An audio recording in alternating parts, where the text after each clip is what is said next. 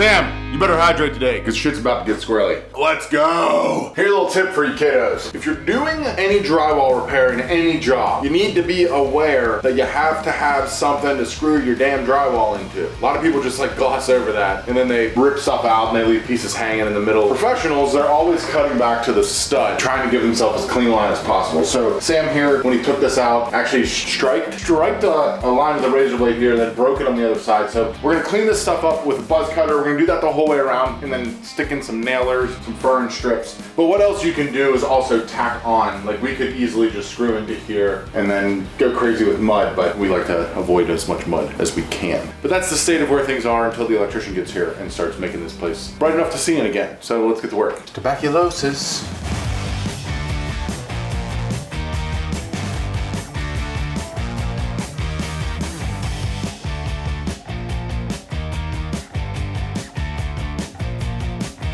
So I was just going through some of the furring strips throughout the room just so we can get everything shimmed out to get the drywall to the right plane. You know, you want everything to line up nice. So what happened is they've doubled and triple layered up some stuff here and all around. So we're shimming the drywall out instead of wasting sheets of drywall. When you get into old houses like this, the house is 100 years old, this kitchen was 25 years old. You start running into issues where everything's at different heights. So this is a great opportunity. We tear out stuff like this. We gotta build it back up so the drywall lines up flush with this and then we'll mud it all in. So I got a good tip here. If you're coming across trying to figure out where things need to go, you can get a level. I like these 4 foots for this, or even a 2 foot works. And then you can hold it up against the wall and then you can use a tape measure and measure down to the stud. And I can see here, we've got a 3-inch gap. And then I know my drywall is a 1/2 inch. So for this spot particularly, I'm gonna have to make a 2.5 inch furring strip to shim that out. And I'll go around and check it in a bunch of different places because I may have to like get crazy and try and change it in different spots. But there you go, just the tip with John and Sam.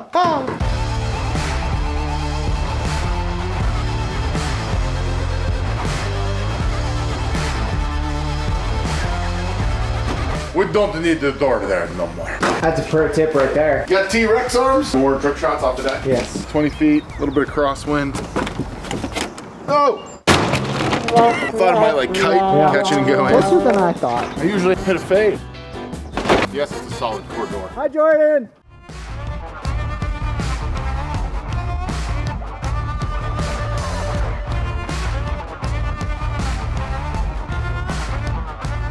We're laying down strip, I think, for the drywall. I don't know, first day. We are losing our minds. Wrap it up on the furring strips here. Where the bulkhead was, we just need to fur that down just a little bit so we can match this existing gobbledygook. And I'm just realizing, Jordan, we're probably gonna have to cut this back. You have to do it though. Let's do this part first. I should have John grab the other ladder. Let's go, Coxburg. What about this pipe? Just don't put a screw through it. Hold on. I'm gonna tack that in. It needs to be flat though. John, I'm gonna relocate that pipe. No, just cut it. I wasn't here for that, but here's the problem for the people back home.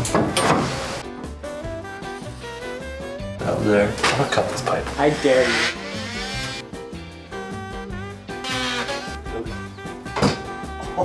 So from the looks of it, Sam and Jordan have got the rest of the shimmin', the women, the bimmin, and the McDimmin done. Electrical's roughed in, so it's time to actually start drywalling. There's not a ton of it, but it's a little bit awkward, so we're gonna throw all 3 of us at this one. Hopefully button this room up so my dogs stop eating plaster on the floor. With the drywall! Get it! Everything's great.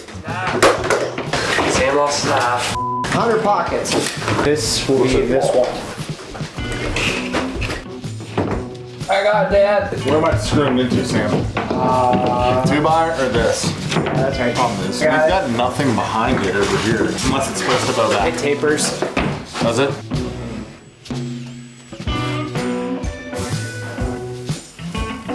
Give me your pencil, Jordan. Just trace out like where it needs to. Fix out for under there. Was it? That's Patreon.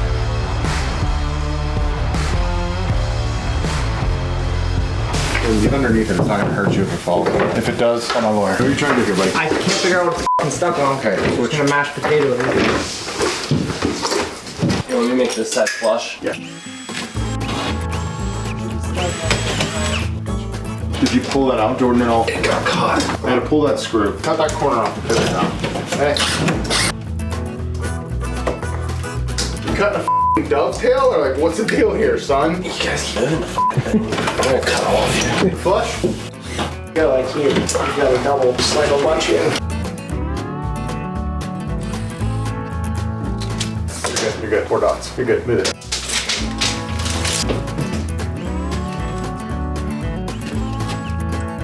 Give this can good old college try.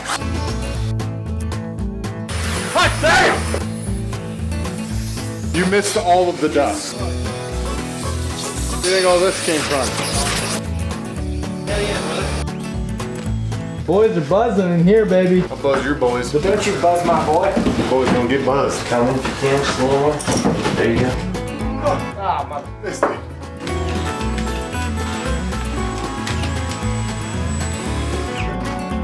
Now I can't see my other fucking stud. What the fuck are you? Mother. Alright, do something down there. Hey guys. That will Don't mind me. Sam likes to make water relief holes just in case there's some springs a leak. It's a natural shower. All joking aside though, one time a hole in the ceiling for that did save my ass. Frame hammer up in the left first. So close. That's called overhandling. It's a Sam Green specialty. When he applied for this job, he said, I am talented taking photos, growing facial hair, talking shit, and overhandling. Not a single day has been a lie. So, we're ready to start mudding. A little trick from the trades, right, Sam? You're gonna pour some dish soap into the mud. I don't know what the hell it does, but it helps. Then you stir it. Look, it's my daughter and my wife and my dog. I like your shirt.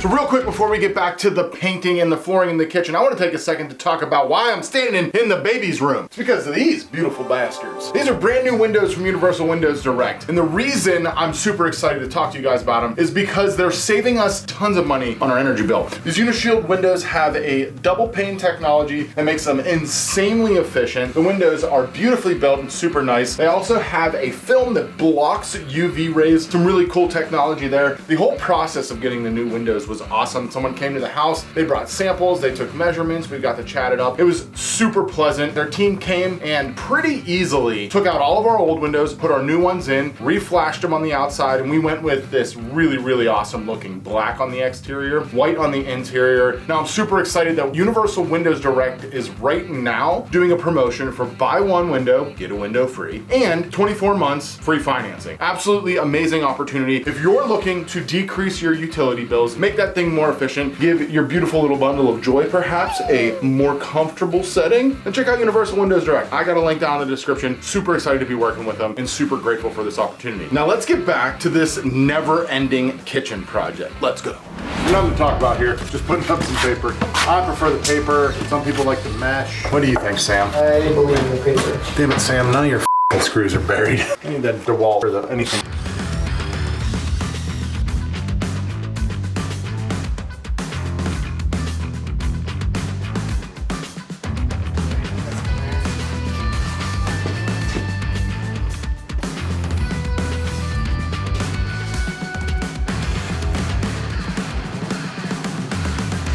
I'm getting a second coat. This is a 20-minute set on. This wall's the worst as far as like being unlevel, so probably gonna have to do some pretty janky plaster work here to make this thing look decent, but nothing we haven't done in the past in this busted ass old house. Should be fun. Sam's over there. We actually like to call this being in biblical mode because we need miracles. I got you this. Thank you.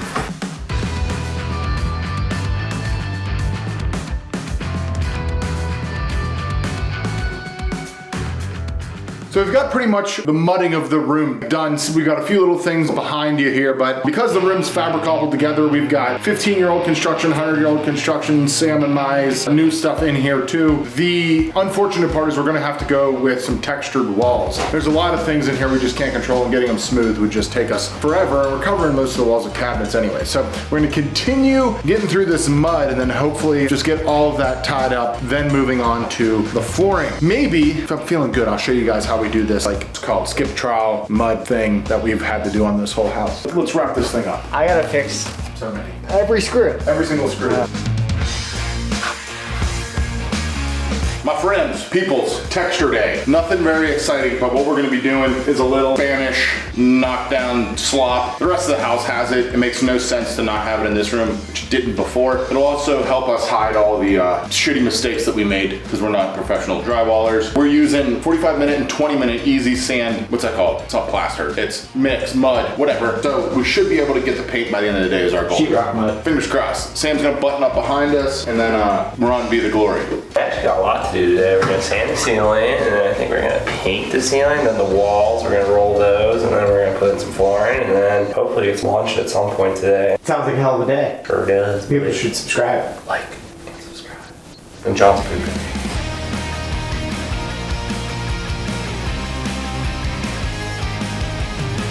So, for the sake of trying to not ruin nice things, we are going to paint at least a first coat before we put the flooring in. That way, in case we drip, drab, dribble, it ruins the diabetes poop floor below it and not the good floor. We're gonna put in a quick coat and then it's on to value-added things that you might actually appreciate. 1 second, please.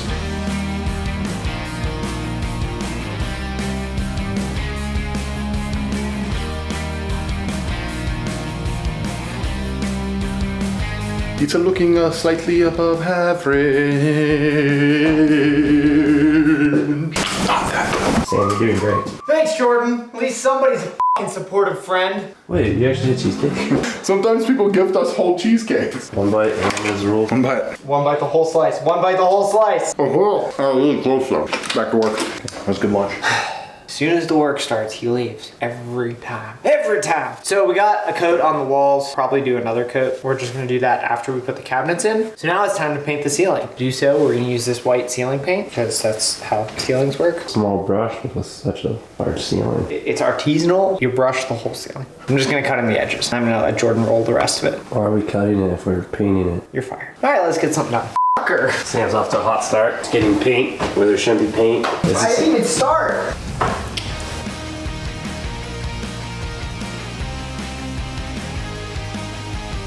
Okay, kiddos, so paint's in, now it's time for flooring. First things first. One, you gotta sweep that damn floor. Sam and Jordan swept that damn floor. It was glorious. I missed it because I was doing other things. So now, what we gotta do is this. The old kitchen ended right there. You can probably tell by where we ended the flooring. Weird. And we're installing the same flooring there that is in this room. So Sam and I gotta get what we like to call squirrely and fabric cobble away to make sure that these meet. Now, every piece of flooring is either 6 or 4 inches wide. Shouldn't really be that difficult because, you know, about the width of the room in there, they worked. So we should be able to get that done. That's our first priority. And then from there, we should breeze and be able to get the rest of the room done. Got a few tips coming down the line for you. So don't go watching other people's videos right now. Just stay here, please. Thank you. Now subscribe. Thank you for that too. Let's get to work. Be strong. The first piece. Hey everybody. Jordan, you're most likely going to be on grabbing a shit duty. Things every day. Pleasant. Here's a tip for you flooring rooks. Make sure you mix your boxes. Sometimes there's slight color variations. All this flooring is supposed to be the same thing, but you don't want to bank on that. So we're gonna open up all 6 boxes. Jordan's gonna stack them nicely and that should help us rip. You wanna get in the habit of doing that first. It'll speed you up a bit. I learned that one from Sam, and that's just the tip. Can I get my knife back? Use my own knife.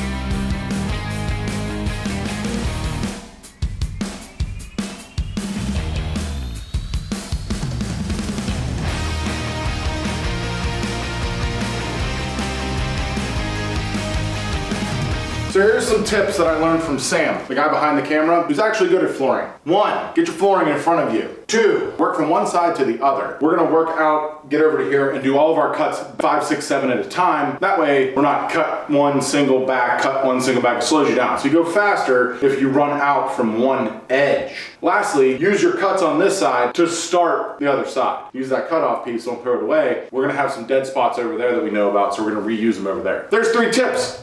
From John and Sam. Never me. You don't know anything. All right, let's keep rocking and rolling.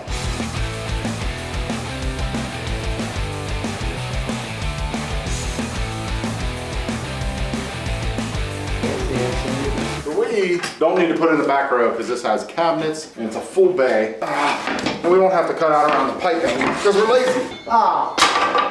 How high was I? Hey Duke, you like the new floor? Sam's gonna throw in that last board, and that is gonna be a wrap on this video. You better be subscribed because I already asked you once. Because part 3, putting them damn blue cabinets in, and this place is gonna look incredible. Whole series right here.